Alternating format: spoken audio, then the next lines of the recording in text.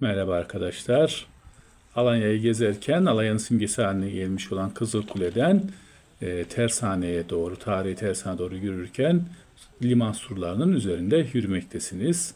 Birinci Alaaddin Keykubat döneminde yaptırılmış olan liman surları Kızılkule, Tersane ve Tophane anıtsal yapılarıyla beraber Alanya Kalesi'nin liman bölgesini deniz yönünden gelen tehlikelere karşı korumak amacıyla yaptırılmış bir liman kenti olarak antik çağlardan itibaren özellikle de Orta Çağ'da en parlak dönemini yaşamış olan Alanya, Doğu Akdeniz Havzası'nın en işlek limanlarından birisi olarak sayılıyordu. Özellikle buraya Mısır, Ceneviz ve Venedikli tacirler sık sık gelmekteydi. Alanya Kalesi'nin çeşitli yapı duvarları içinde en güzel olanlardan birisi burası. Yüzlerce gemi grafitisi bu duvarlarda görülebilmekte. Alanya'nın denizle olan bağlantısının sessiz tanıklığını yapmaya devam etmekte. Özellikle tersaneye doğru yürürken dar surun üzerinde yürümek size farklı duygular hissettirmekte.